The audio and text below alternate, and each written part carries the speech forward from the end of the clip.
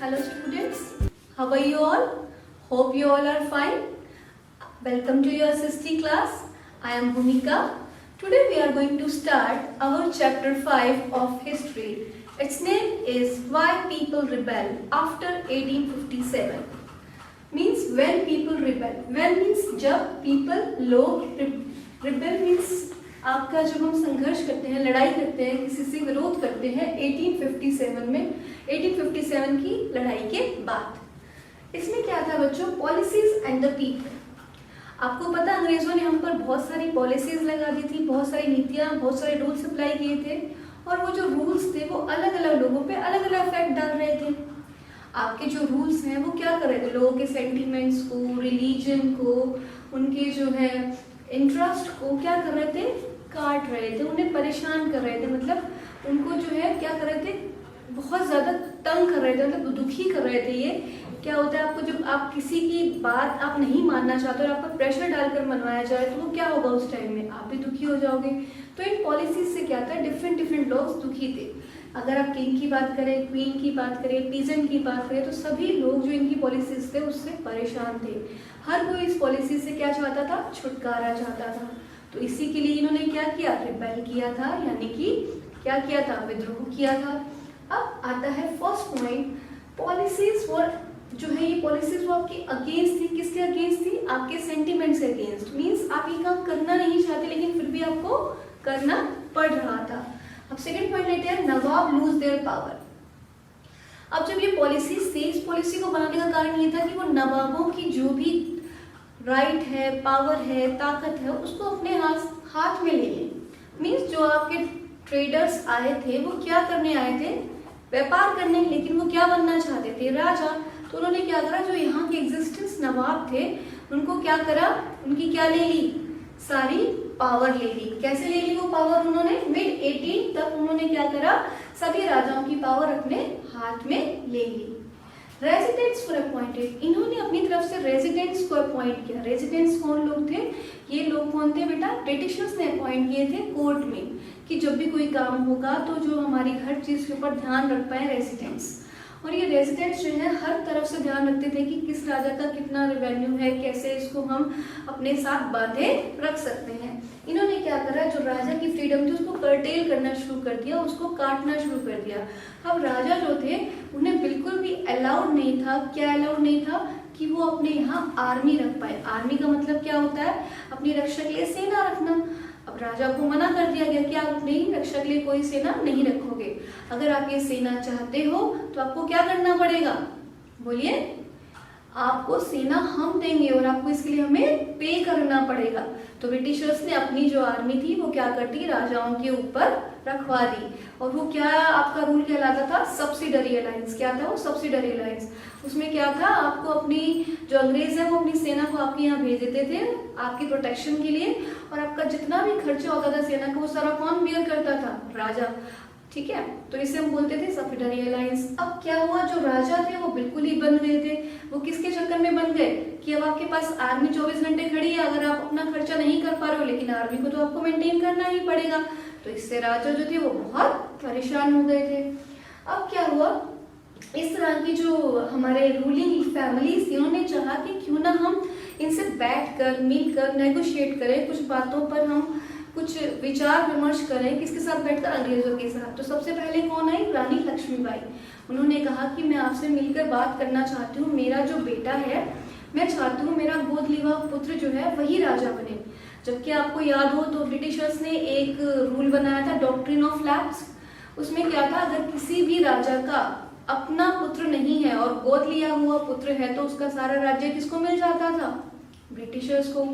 अब ब्रिटिशर्स क्या थे? ये बात पे एग्री नहीं हुए। अब आपको पता है कि नाना साहब जो थे वो भी क्या थे? पेशवा बाजीराव के दत्तक पुत्र थे, गोद लिए हुए पुत्र थे। अब वो भी यही चाहते थे कि मुझे राज मिले, लेकिन अंग्रेजों ने क्या कह रखा था कि जिसका भी दत्तक पुत्र है उसका सारा राज्य हमें मिल जाएगा, खाली अगर आपका ओरिजिनल बेटा होगा तो ही हम आपको क्या करेंगे? राज देंगे। अब इससे क्या है? लोगों के बीच में कॉन्फ्लिक्ट्स बढ़ रहे थे। नेक्स्ट पॉइंट क्या है बेटा? इन्होंने क्या कर दिया? फिर राजाओं की जो पावर थी उसको कम करने के लिए क्या किया, राजाओं के पहले समय में क्या होता, जिसका राज चलता था वो सोने के सिक्कों पर अपना मोहर लगाते थे, अपनी स्टैम्प लगवाते थे कि ये अकबर का है, ये औरंगजेब का राज का टाइम का है, तो उस सिक्के पर उनकी मोहर यानी छाप छपी हुई होती थी। अब इन्होंने क्या करा, वो सोने के सिक्के पिघलाने शुरू कर दिए और राजा की जो छाप थी वो हटानी शुरू कर दी।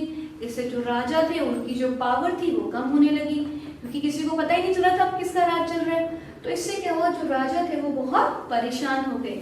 फिर उसके बाद क्या हुआ, 1849 में डलहौजी आए। कौन आए, लॉर्ड डलहौजी। इन्होंने क्या किया, अनाउंस कर दिया कि बहादुर शाह जफर जो हैं उनकी फैमिली को हम क्या करेंगे, हटा देंगे। कहाँ से हटा देंगे, रेड फोर्ट से। यानी जब बहादुर शाह जफर की डेथ हो जाएगी तो हम क्या करेंगे, बहादुर शाह की फैमिली को रेड फोर्ट से निकालकर दिल्ली की किसी जगह पर रहने के लिए छोड़ देंगे। उन्हें एक अलग से दिल्ली में कोई जगह दे देंगे जहां इनके परिवार के लोग रहेंगे। इसके बाद 1856 में गवर्नर जनरल कैनिंग आए। अब गवर्नर जनरल जब कैनिंग आए तो उन्होंने क्या कहा कि राजा जो ये बहादुर शाह जफर है ना, ये सिर्फ लास्ट किंग होंगे। इसके बाद अगर इनके बच्चे अपने आप को राजा बनाना चाहे तो हम उसे अलाउ नहीं करेंगे। सिर्फ राजा बहादुर शाह जफर ही लास्ट राजा माने जाएंगे और इनके जो ये बच्चे हैं वो प्रिंस कहलाएंगे। हम इनका राज एक्सेप्ट नहीं करेंगे। तो इस तरह से उनकी पॉलिसीज आपने देखा किस तरह से परेशान करी थी राजाओं को। तो इन्होंने क्या करना था, रिबेल करना तो जायज बनता ही है ना। तो अब इसके बाद peasants and the sepoy. Peasants आप सभी जानते हैं, फार्मर्स यानी वर्कर्स। जो आपके फार्मर्स थे, जो आपके पीसेंट्स थे, वो भी बहुत ज्यादा परेशान थे। किससे, इन ब्रिटिशर्स की नीतियों से। इन्होंने क्या किया था, हाई टैक्स लगा दिया था। किस पर लगाया था, पीजेंट्स पर। और पीजेंट्स को क्या करना पड़ता था, ज्यादा से ज्यादा क्या देनी पड़ती थी, टैक्स की रकम देनी पड़ती थी। और वो टैक्स क्या था, उनके पास हो या ना हो, आपको लोन लेकर भी ये टैक्स देना पड़ता था। और ये सारे जो पीजेंट्स थे वो किस में पिस रहे थे, लोन साइकिल में। उनका काम पूरा हुआ नहीं, टैक्स देने के चक्कर में वो क्या करते थे, लोन लेते थे और लोन पे लोन चढ़ता रहा और उनकी अपनी जमीन भी उनके हाथों से निकल गई। तो इस तरह से वो पीजेंट भी बहुत ज्यादा परेशान थे। किससे, आपके ब्रिटिशर्स की पॉलिसीज से। उसके बाद सिपाही। सिपाही माने सिपाही, जो आर्मी के लोग वहां काम करते थे वो भी परेशान थे, क्योंकि उनको जो है बाकी ब्रिटिशर्स से इंफीरियर समझा जाता था। उन्हें ना तो कोई ढंग की पे देते थे, ना कोई अलाउंस मिलता था, ना कुछ और देते थे। और उस टाइम में एक प्रथा थी कि अगर कोई आर्मी ऑफिसर या कोई भी देश का आर्मी, कंट्री का आर्मी अगर समुद्र पार जाता है तो अपने रिलीजन, अपने उसको खत्म कर देता है। अब वहां के लोग कोई भी कहाँ नहीं जाना चाहते थे, समुद्र पार नहीं जाना चाहते थे। लेकिन ब्रिटिशर्स क्या चाहते थे कि हमारे जो सिपाही हैं वो कहाँ जाए, बर्मा में जाए। और कैसे जाए, समुद्र पार करके जाए। अब उन्होंने क्या कहा कि हम समुद्र पार करके नहीं जाएंगे, क्योंकि इससे हमारा धर्म भ्रष्ट होता है। हमारा धर्म ये कहता है कि आपको समुद्र पार नहीं जाना है। लेकिन जो हमारे ब्रिटिशर्स थे उन्होंने कहा आपको जाना है तो सी के थ्रू ही जाना है। इन्होंने कहा नहीं, अगर आपको लड़ाई करवानी है तो हम लैंड के थ्रू चले जाते हैं। लेकिन नहीं, उससे क्या हुआ, इन दोनों के बीच काफी लड़ाई हुई और जिससे क्या हुआ, आपके जो आर्मी वाले थे उनमें बहुत ज्यादा मनमुटाव आ गया। इसके बाद क्या हुआ, उन्होंने क्या करा, 1856 में एक न्यू रूल ही बना डाला। क्या रूल बना डाला कि अगर आप आर्मी में ज्वाइन होना चाहते हो तो कम से कम आपको एक बार ओवरसीज के बाहर जाना ही पड़ेगा, ओवरसीज के थ्रू लड़ाई करने के लिए जाना ही पड़ेगा जब कंपनी को जरूरत होगी। तो ये मनमाना रूल था। अभी वो मना कर रहे हैं, वो कह रहे लड़ाई करनी है तो हम लैंड के थ्रू चले जाते हैं, लेकिन ये तो जबरदस्ती है कि आपको सी रूट के थ्रू ही जाना है। तो ये क्या है, मनमानी, जबरदस्ती थोपना। तो ये क्या कर रहे थे अंग्रेज लोग, आपके ऊपर जबरदस्ती क्या थोप रहे हैं, अपनी पॉलिसीज थोप रहे हैं। तो इससे जो हमारे सिपाही थे वो भी बहुत ज्यादा परेशान थे। इन्होंने भी क्या किया, रिवोल्ट शुरू कर दिया। नेक्स्ट पॉइंट आता है रिस्पॉन्सेस टू रिफॉर्म। जो हमारे अंग्रेज लोग थे वो ये चाहते थे कि क्या हो, कि भारत में कुछ सुधार लाया जाए। क्या सुधार लाया जाए भारत के अंदर, वो ये कहते थे कि भारत में जो है सती प्रथा की जो नीति है वो बिल्कुल गलत है। सती प्रथा क्या था बेटा, अगर किसी लेडी का हस्बैंड मर गया तो उसको उसके साथ ही जला दिया जाता था। तो उसने कहा ये नहीं होना चाहिए। दूसरा उन्होंने क्या कहा कि री विडो मैरिज, मतलब विडो की मैरिज भी दोबारा होनी चाहिए। थर्ड उन्होंने क्या किया, इंग्लिश एजुकेशन का एनवायरनमेंट दिया। उन्होंने कहा कि हमारे भारतीयों को अंग्रेजी शिक्षा आनी चाहिए। तो इस तरह के ये रिफॉर्म्स थे जो हमारे जो अंग्रेज लोग थे उन्होंने क्या चाहा कि हमारे भारत में होने चाहिए। इसके बाद अंग्रेज लोग जो थे उन्होंने 1830 में, आफ्टर 1830 जो है क्रिश्चियन मिशनरीज को अलाउड कर दिया हमारे इंडिया में आने के लिए, और ये भी कह दिया कि आप जो है यहाँ आकर किसी भी जगह पर अपनी प्रॉपर्टी खरीद सकते हो। प्रॉपर्टी किसकी है? इंडियंस की। बाहर से कौन आ रहे हैं? मिशनरीज को, उन्हें अलाउ कर रहे हैं। तो इस बात से क्या हुआ, हमारे जो राजा थे उन्हें बहुत ज़्यादा गुस्सा आया कि मिशनरीज को क्यों बोल रहे हैं। फिर इन्होंने क्या किया, इसके बाद क्रिश्चियंस को कहा कि अगर कोई लोग क्रिश्चियन जाति को अपनाते हैं, क्रिश्चियन धर्म को अपनाते हैं, तो हम क्या करेंगे, आपको हायर का अधिकार दे देंगे। हायर मीन्स आपकी विरासत का अधिकार। अगर आपके पापा की कोई प्रॉपर्टी है तो आपको वो प्रॉपर्टी एज इट इज मिल जाएगी, अगर आप अपना धर्म बदल कर क्या कर लो, क्रिश्चियन बन जाओ। अब ये बहुत बड़ी बात है आपको अपना धर्म बदलने के लिए कहा जाए। तो इससे क्या हुआ कि वो लोग बहुत ज़्यादा परेशान हो गए। तो इस तरह की जो नीतियाँ थी वो क्या कर रही थी, लोगों को क्या कर रही थी, उकसा रही थी। किस लिए उकसा रही थी कि वो इसके बारे में विद्रोह करें, इसको मना करें कि इस पॉलिसी को कैसे हम रोक सकते हैं। लास्ट पॉइंट हमारा खत्म हुआ था रिस्पॉन्सेस टू रिफॉर्म पे। अब हमारा नेक्स्ट पॉइंट शुरू होता है बेटा, through the eyes of people. ये आपके पैराग्राफ में दिया हुआ है, इसका नेक्स्ट पॉइंट है। इसमें क्या कहा गया है कि 84 रूल्स की लिस्ट दी गई थी। किसके द्वारा? ब्रिटिशर्स के द्वारा रिलीजन के लिए। जो आपके हिंदू हैं, जो आपके मुसलमान हैं, उनके लिए 85 रूल्स की क्या दी थी, उन्होंने एक लिस्ट दी थी। और ये किस में लिखा हुआ है बेटा? एक बुक में लिखा हुआ है, मज्झा प्रवाह नाम की बुक है। और ये किसने लिखी थी? विष्णु भट्ट ने लिखी थी। विष्णु भट्ट महाराष्ट्र के रहने वाले थे और वो एक बार क्या हुआ कि मथुरा में यज्ञ करने के लिए जा रहे थे और रास्ते में उन्हें क्या हुआ कि जो सिपाही होते उन्होंने रोक लिया। उन्होंने कहा कि आप आगे मत जाइए, 3 दिनों बाद अभी आगे जो है कुछ अपहेवल यानी उथल पुथल होने वाली है। किस लिए होने वाली है? रिलीजन को लेकर होने वाली है, क्योंकि गवर्नमेंट ने कुछ 84 रूल्स निकाले हैं। तो ये जो आपका इतना पॉइंट है ये इंपॉर्टेंट है। इसके नीचे जो स्टोरी है वो आप नीचे में खुद पढ़ सकते हैं। उसके बाद excitement in every regiment. Excitement in every regiment का मतलब है, इसमें हम बात करेंगे सीताराम की। आपके सूबेदार सीताराम पांडे हैं, उनको सूबेदार थे वो अंग्रेज़ों की उसमें रेजिमेंट में, और वो जब अपॉइंट हुए थे वो 1812 में अपॉइंट हुए थे। 48 ईयर्स तक उन्होंने ये काम किया था और 1860 में वो क्या हो गए थे? रिटायर हो गए थे। इस बीच में उन्होंने क्या किया था कि जो ब्रिटिशर्स हैं उनको पूरा सहायता की थी। किस चीज़ में? सप्रेस करने में। जो आपके विद्रोह हो रहे थे, जो रिबेलियंस हो रहे थे, उन सबको रोकने में मदद की। और उस रिबेलियन के अंदर उनका एक बेटा भी था जो उनकी आंखों के सामने मारा गया।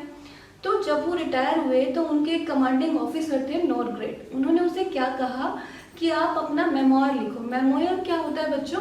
जब कोई इंसान किसी चीज़ को एक्सपीरियंस करता है और वो उसी के बारे में लिखता है तो वो क्या कहलाता है? मेमोयर। तो अब जो हमारे नॉरग्रेट थे उन्होंने कहा कि सीताराम भाई साहब आप जो है अपना एक मेमोयर लिखो, जिससे जो है सबको पता चले कि आपने क्या एक्सपीरियंस किया है। तो उनकी बात मान गई और उन्होंने क्या किया, 1861 में अवधि के अंदर क्या किया, मेमोयर लिखा, जिसमें उन्होंने सारी बातें लिखी कि किस तरह से उन्होंने एक्सपीरियंस किया, किस तरह से उसने जो है रिप्रेशन को दबाया, मतलब उन्होंने। और उसके बाद उन्होंने क्या किया कि जो उनका बेटा था वो कैसे उनकी नज़रों के सामने मरा। तो एक पूरा मेमोयर, पूरा उन्होंने जो कहानी स्टोरी थी वो पूरी लिख डाली। अब वो बुक जो है वो लिखी थी उन्होंने अवधि में, लेकिन जो कमांडिंग ऑफिसर थे उन्होंने उसे किस में चेंज कर दिया? इंग्लिश लैंग्वेज में। नॉरगेट ने किस में चेंज किया? उन्हें इंग्लिश लैंग्वेज में। इन्होंने अपनी बुक का नाम रखा था सिपॉय, जबकि उसे इंग्लिश में चेंज करके क्या लिख दिया गया? सूबेदार। तो आपको इतने पॉइंट समझ में आ गए। नेक्स्ट पॉइंट की तरफ चलते हैं बच्चों। नेक्स्ट है, अ म्यूटिनी बिकम्स पॉपुलर रिबेलियन। अब जो म्यूटिनी है वो पॉपुलर रिबेलियन बन गया। म्यूटिनी मीन्स क्या होता है? जब बहुत सारे लोग इकट्ठे होकर किसी भी आर्मी कमांडिंग ऑफिसर की बात को ना माने। ठीक है, अब जो यहाँ पे ये किससे रिलेटेड है बेटा? इन सबको पता चल गया था। आपको पता है कि म्यूटिनी जब बहुत सारे लोग इकट्ठे हो रहे हैं तो किसी कॉज के लिए इकट्ठे हो रहे हैं, क्योंकि सबको पता था कि हम सब किससे परेशान है? अंग्रेजों से। हम सबका एनिमी कौन है? कॉमन एनिमी कौन है? अंग्रेज।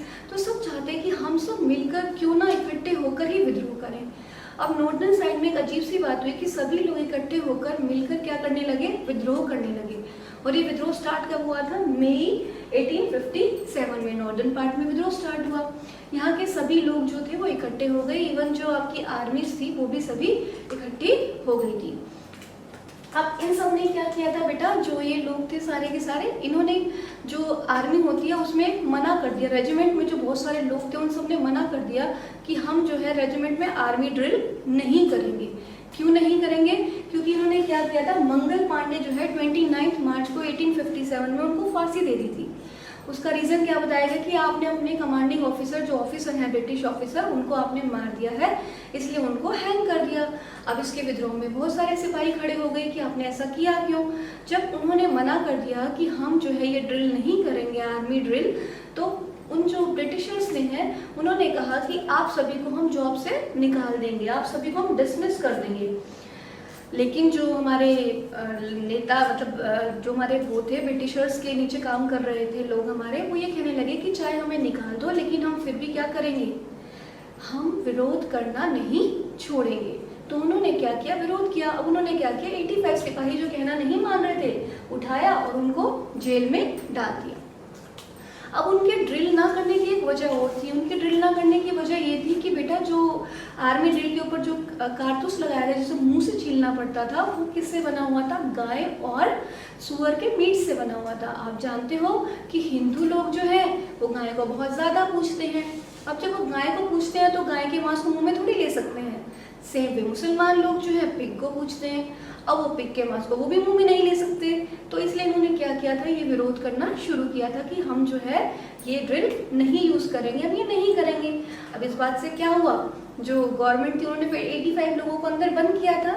तो ये सारे 9 मई को जब इन्हें डिसमिस किया गया, 10 मई को सभी के सभी उस जगह पर पहुँच गए जहाँ उन 85 लोगों को बंद किया गया था। और 10 मई को वहाँ पहुंचकर क्या किया, इन्होंने सभी को वहाँ से छुड़ा लिया। जो ब्रिटिशर्स थे उन्हें मार दिया, बिल्डिंग्स में आग लगा दी और वहाँ से भागकर निकल गए। अब उन्होंने सोचा हमने ये स्टेप तो ले लिया, लेकिन हमारा जो है लीडर बनेगा कौन, भाई यहाँ राज कौन करेगा अगर हम ब्रिटिशर्स को यहाँ से भगा देंगे तो वो कहाँ पहुँचे, बहादुर शाह जफर के पास। कहाँ पहुँचे, बहादुर शाह जफर के पास। बहादुर शाह कहाँ रहते थे, दिल्ली में रेड फोर्ट में।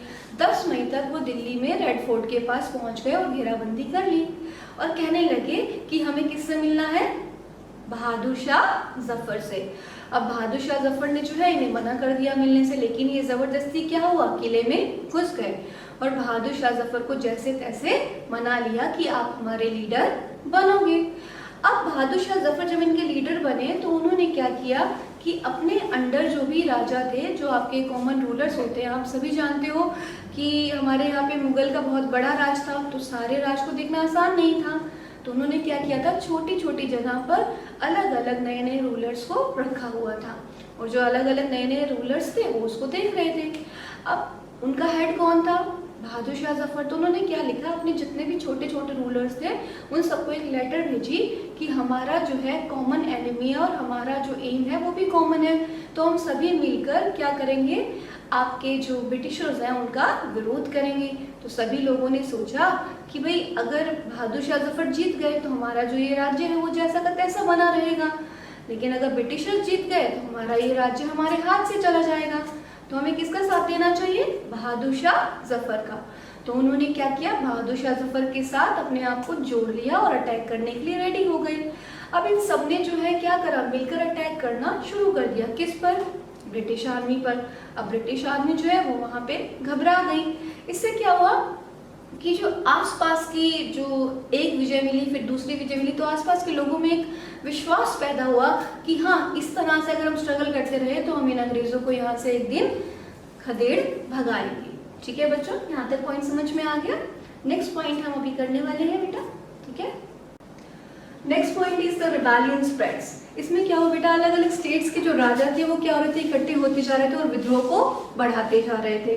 वो कैसे, जो ट्रूप्स थे अलग अलग जगह पे, जो राजा थे, जो स्टेट्स के लोग थे, वो जगह जगह जो मेन पॉइंट्स थे, troops joined at nodal points, जो भी आपकी सिपाहियों का झुंड था वो सभी जो है आर्मी ऑफिसर जो थे, रेजिमेंट्स जो थे, वो एक स्पेशल पॉइंट यानी ट्रूप्स पर इकट्ठे होने लगे, नोडल पॉइंट्स पे इकट्ठे होने लगे।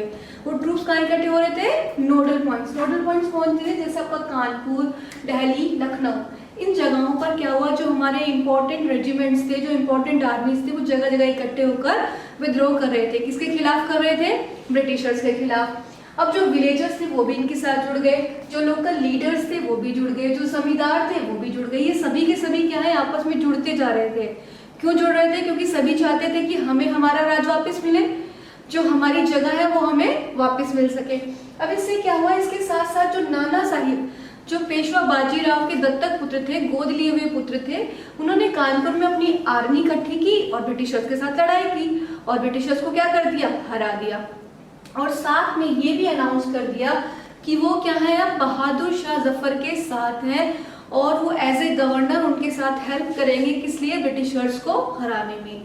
अब जब ये बात सुनी तो बिरजिस खान जो थे, बिरजिस कादर जो थे, इन्होंने क्या किया बेटा, जो वाजिद अली शाह के बेटे थे लखनऊ में, वो लखनऊ के नवाब थे, उन्होंने कहा कि मैं भी किसकी हेल्प करूंगा, बहादुर शाह जफर की। किस लिए हेल्प करूंगा, किसको हराने में, वेरी गुड, किसको हराने में, ब्रिटिशर्स को हराने में। अब जो उनकी मदर थी, किसकी, बिरजिस खान की, उन्होंने क्या किया, बेगम हजरत महल, इन्होंने कहा कि मैं भी आपके साथ इस जंग में शामिल रहूंगी, मैं भी पीछे नहीं रहूंगी, मैं भी अंग्रेजों को हराऊंगी। तो इनकी मदर का भी बहुत बड़ा योगदान है। उसके बाद क्या हुआ, जब झांसी की रानी को पता चला, कौन थी झांसी की रानी, रानी लक्ष्मीबाई, सभी जानते हैं। अब जो रानी लक्ष्मीबाई थी, उन्हें ये लगा कि मुझे भी ऐड होना है, क्योंकि क्या चाहती थी, वो भी अंग्रेजों से परेशान थी। वो क्या चाहती थी कि उसका जो राज है उसके बेटे को मिले, लेकिन अंग्रेजों ने क्या कर रखा था, डॉक्ट्रिन ऑफ लैप्स का रूल लागू किया हुआ था, जिससे उनके बेटे को क्या नहीं मिल रहा था, राज नहीं मिल रहा था। तो वो भी सिपाहियों के साथ जुड़ गई, इसलिए जुड़ गई, लड़ाई करने के लिए। अब इस समय जो रानी लक्ष्मीबाई थी, उनके साथ कौन थे, तात्या टोपे। तात्या टोपा कौन थे, गवर्नर जनरल थे, किसके, नाना साहिब के। तो उन्होंने किसकी हेल्प की, रानी लक्ष्मीबाई की। तो रानी लक्ष्मीबाई ने भी क्या किया, लड़ाई की, और बहुत ज्यादा क्या लड़ाई होने से क्या हुआ, अंग्रेज जो है वो जगह जगह हारने लग गए। अब नेक्स्ट क्या हुआ, जो मंडला था, मंडला एक मध्य प्रदेश में जगह है, वहां की रानी थी अवंतीबाई। उन्होंने भी क्या करा, विद्रोह करना शुरू कर दिया, अपने 4000 सैनिकों को साथ लेकर अंग्रेजों पर टूट पड़ी। तो एकदम से जब सभी ने मिलकर विद्रोह किया, सभी मिल गए, जैसे झांसी की रानी, मंडला में अवंतीबाई, बेगम हजरत महल, बिरजिस, नाना साहिब, जब ये सारे मिल गए तो क्या हुआ, इससे अंग्रेज जो है वो घबरा गए, उन्हें डर लगने लगा। और उस डर के कारण 6 अगस्त 1857 को कॉलोनियल टाइटलर जो है, इन्होंने अपने हेड को एक एप्लीकेशन लिखी, एक लेटर लिखी कि हमारे यहाँ जो है इंडिया में बहुत ज़्यादा विद्रोह हो रहा है, सब लोग इकट्ठे होकर लड़ाई कर रहे हैं और मैं इससे बहुत ज़्यादा घबरा रहा हूँ, अगर हो सके तो आप हमारे लिए क्या अरेंजमेंट करो, आर्मी के अरेंजमेंट कर दो। इसी समय में अहमदुल्ला खान एक मौलवी थे जो कि फैजाबाद से आए थे।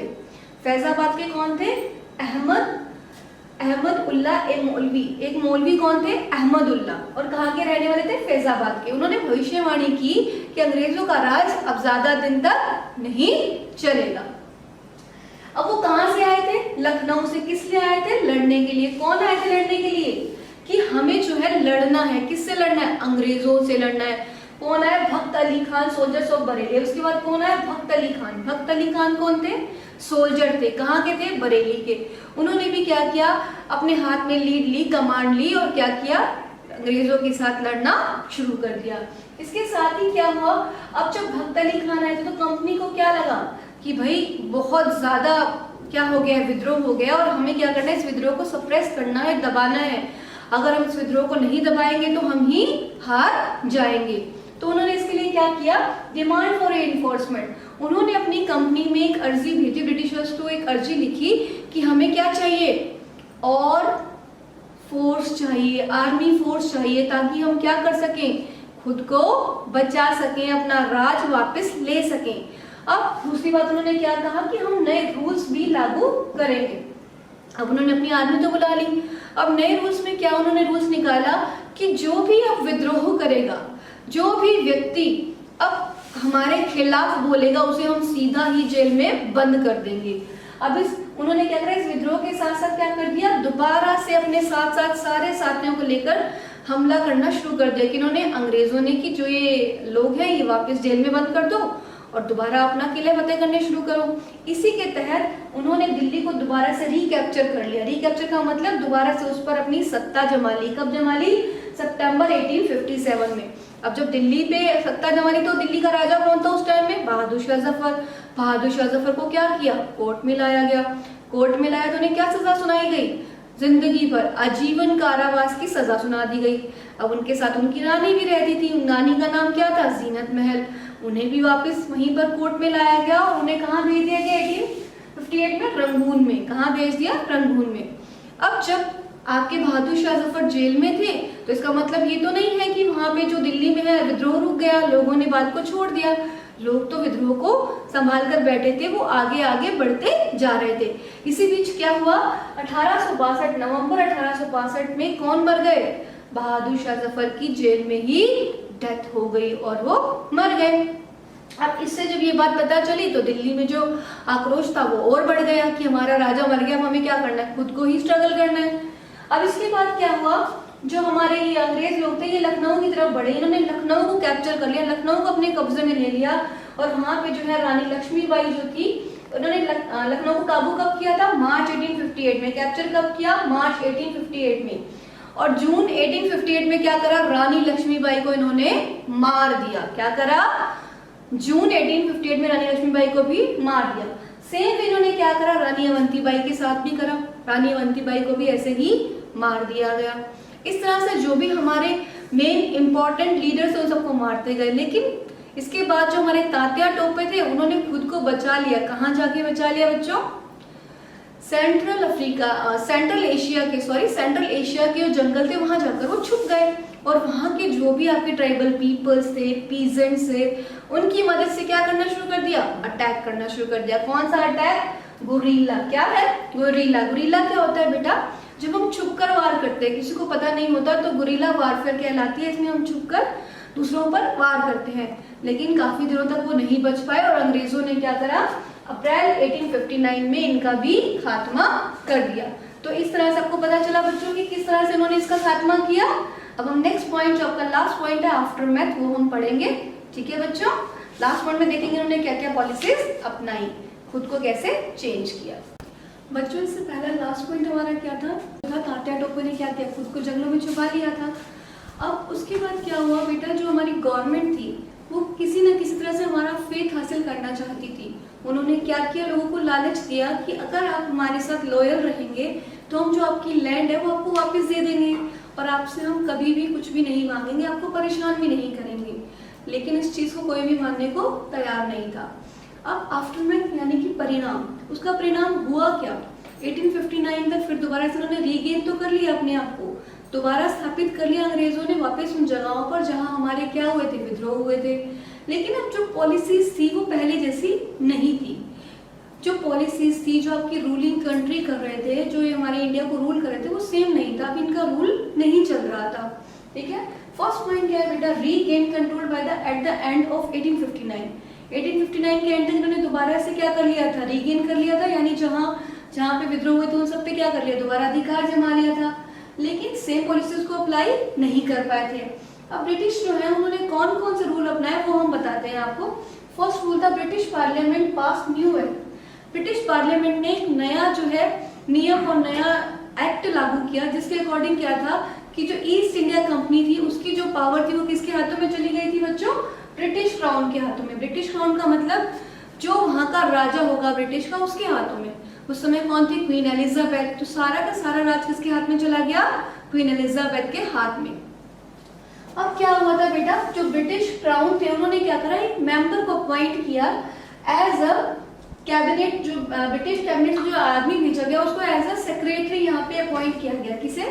Member of British cabinet. और ये भेजा कहाँ से था? ब्रिटिश क्राउन ने। कैसे भेजा? एज ए सेक्रेटरी के रूप में। अब इसका काम क्या था? जो भी भारतीयों से रिलेटेड, रूलिंग से रिलेटेड काम है वो सारे कौन देखरेख करेगा? ये सेक्रेटरी करेगा। और इस सेक्रेटरी को क्या दे दी गई? एक काउंसिल दे दी गई जिसे हम इंडिया काउंसिल के नाम से जानते हैं।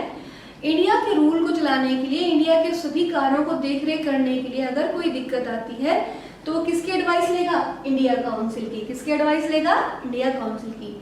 कोई भी प्रॉब्लम है, कोई भी मैटर है, उसको अगर दिक्कत आती है तो वो किससे सलाह लेता था? इंडिया काउंसिल से। अब जो पहले हमारे गवर्नर से उनके टाइटल भी चेंज कर दिए गए। उनका टाइटल जो था गवर्नर से हटाकर वाइसराय कर दिया गया। और ये सारे जो वाइसराय थे वो किसके अंडर आ रहे थे? क्वीन एलिजाबेथ के अंडर आ रहे थे। तो ये दोनों पॉइंट समझ में आया बच्चा, क्या चेंजेस हुए। नेक्स्ट पॉइंट की तरफ चलते हैं। नेक्स्ट है territory would never be annexed. अब जो हमारी ब्रिटिश गवर्नमेंट थी उन्होंने क्या लालच दिया कि अब हम आपकी जो टेरिटरी है उस पर अधिकार नहीं जमाएंगे। मीन्स आपकी टेरिटरी है, आप जो उस पर राज करो और उसके बाद आप अपनी टेरिटरी जो अपने वारिस को, चाहे आपका दत्तक पुत्र है चाहे आपका ओरिजिनल है, आप किसी को भी अपनी जो टेरिटरी है वो पास ऑन कर सकते हैं। अब इस टाइम इन्होंने क्या करा, डॉक्ट्रिन ऑफ लैप्स को हटा दिया। जो पहले था, जैसा कि रानी लक्ष्मीबाई के टाइम में था कि उनके दत्तक पुत्र को क्या था, अलाउड नहीं था, और उनकी सारी जो भी टेरिटरी थी वो किसमें मिला ली गई थी, ब्रिटिशर्स ने अपने अंडर ले ली थी। तो अभी रूल को भी हटा दिया गया। तो रूल नंबर 3 समझ में आया, ये चेंज हुआ था बेटा। उसके बाद उन्होंने क्या किया, प्रपोर्शन ऑफ इंडियन सोल्जर्स, जो आपके इंडियन सोल्जर्स थे, ब्रिटिशर्स ने अपनी आर्मी में उनका प्रपोर्शन बहुत कम कर दिया। उन्होंने कहा कि अगर इंडियन होंगे ही नहीं तो विद्रोह भी नहीं होगा, क्योंकि ये होते हैं तभी लड़ाई होती है। तो उन्होंने किसका प्रपोर्शन इंक्रीज कर दिया, यूरोपियंस का। जो यूरोपियन सोल्जर्स हैं उनका प्रपोर्शन इंक्रीज कर दिया, और उन्होंने कहा कि अगर हमें कभी इंडियन की जरूरत पड़ेगी तो हम ना तो बिहार से, ना ही बंगाल से और ना ही अवध से, इनसे यहाँ से हम कभी भी कोई भी सोल्जर नहीं लेंगे। अगर हमें लेना भी पड़ा तो हम गोरखास को, पठान्स को अपने ट्रूप में शामिल करेंगे, बट हम इनको अपनी उसमें नहीं लेंगे, सेना में नहीं लेंगे। नेक्स्ट पॉइंट है बेटा, decided to respect customary, religious and social practices. अब अंग्रेजों ने कहा कि अब हम आपके जो भी धार्मिक नियम हैं, जो भी रूल्स हैं, जो भी कस्टम है, रीति रिवाज है, हम उनमें दखल अंदाजी नहीं करेंगे। हम आपके जो भी धर्म है उसकी रिस्पेक्ट करेंगे, हम आपको उसके लिए कभी भी बाध्य नहीं करेंगे। मीन्स पहले क्या होता था, जैसे आपको पता है कि अगर आर्मी के जो लोग हैं उन्होंने कहा था अगर हम पानी से पार जाएंगे, मीन्स समुद्र को पार करके जाएंगे तो हमारा धर्म भ्रष्ट होता है। तो ये क्या कहते थे, नहीं आपको समुद्र से ही जाना, नहीं तो हम आपको जॉब से निकाल देंगे। अब इन्होंने क्या कहा कि हम जो है आपको ऐसे बाध्य नहीं करेंगे, आपके जो भी धर्म है उसका हम क्या करेंगे, क्या करेंगे बेटा, रिस्पेक्ट करेंगे, उनकी इज्जत करेंगे।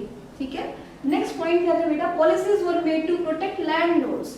अब जो भी लैंडलॉर्ड थे, जैसे जमींदार थे, आपके राजा थे, उन सबकी लैंड को प्रोटेक्ट करने के लिए उन्होंने क्या करा, कुछ रूल्स बना दिए। जैसे कहीं पे आर्मी अगर कोई दूसरे को परेशान कर रहा है तो आर्मी खड़ी कर दी।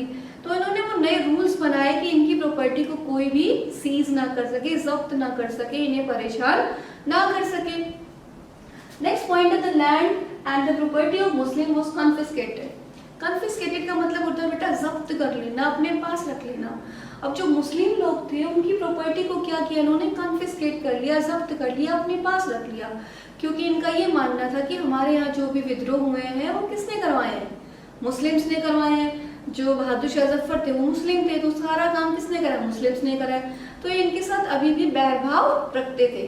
बट फिर भी हमारे क्या है, इसके बाद 1857 के बाद हमारे देश में जो है क्रांति आने से क्या हुआ, चेंजेस हुए। वो बहुत सारे चेंजेस की वजह से क्या हुआ, हमारा देश आजाद हो गया। तो let's have a small recap of the previous work which we have done. First is nawab lose their powers. आप सभी को पता है कि जो भी नई पॉलिसीज आई थी उससे क्या हुआ था, सभी परेशान थे, और परेशान तो थे, क्या हुआ, नवाब लोग जो थे उनका क्या हुआ, पावर को लूज करना पड़ा, क्योंकि इन्होंने नए नए रूल लगा दिए। जैसे कि इन्होंने सब्सिडरी अलायंस लगाया था, लैप्स ऑफ डॉक्ट्रिन लगाया था, तो नवाब ने अपनी पावर लूज कर दी।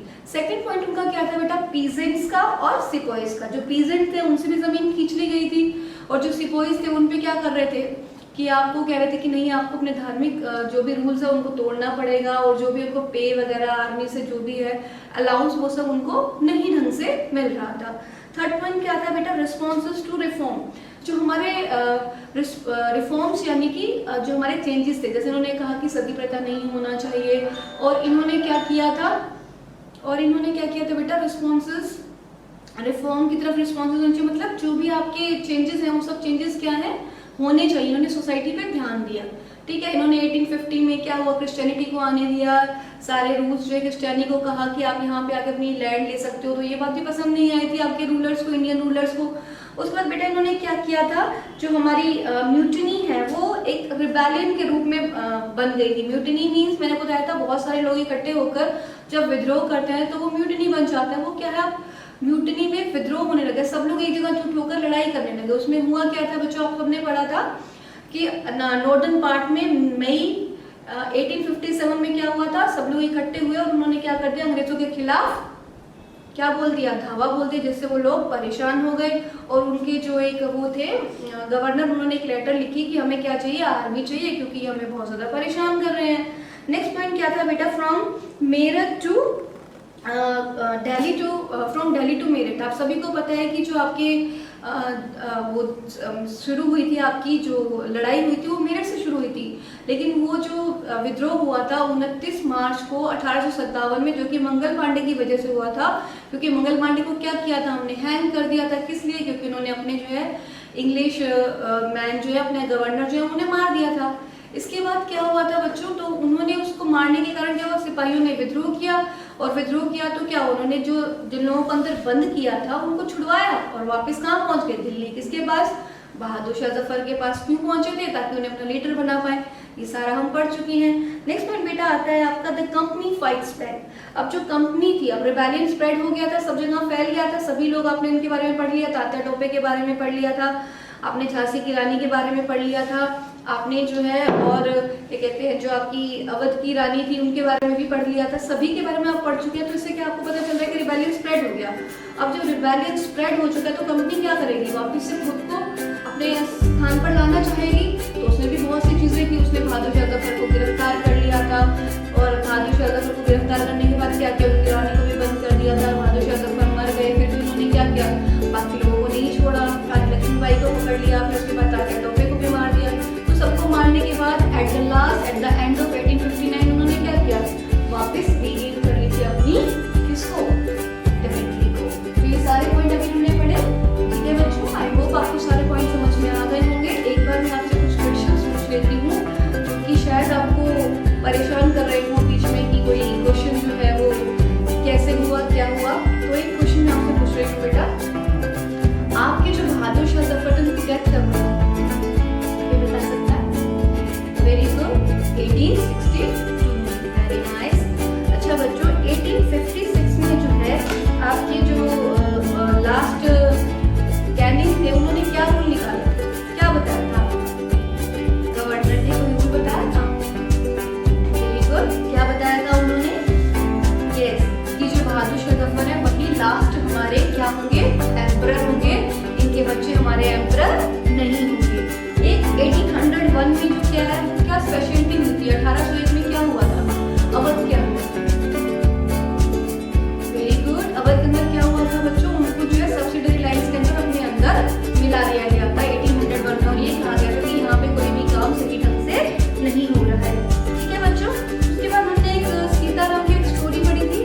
सीताराम जो है उन्होंने कब ज्वाइन की थी अपनी आर्मी, 1812 में। वेरी गुड, और रिटायर कब हुए थे वो, 1816 में। वेरी गुड, कितने साल उन्होंने काम किया था, 48 इयर्स। क्या उन्होंने कोई अपनी बुक लिखी थी, मेमोयर्स लिखा था। वेरी गुड, क्या नाम था उस मेमोयर का, वेरी गुड, आंसर आ रहा है, जल्दी बोलिए, क्या नाम था उस मेमोयर का, सिपोय। वेरी गुड, क्या था नाम, सिपोय। लेकिन चेंज होके हमने उसका नाम क्या कर दिया था, उन्होंने चेंज भी करा था ना अपना नाम, सूबेदार। यस, किसने चेंज किया था, इनके जो हेड थे उन्होंने चेंज किया था। ठीक है, गवर्नर ने। थैंक यू वेरी मच बेटा, आई होप आपको सब समझ में आया है। Keep watching your videos and keep learning and write down, jot down the important points so that you can complete your exercise. Thank you. Bye bye.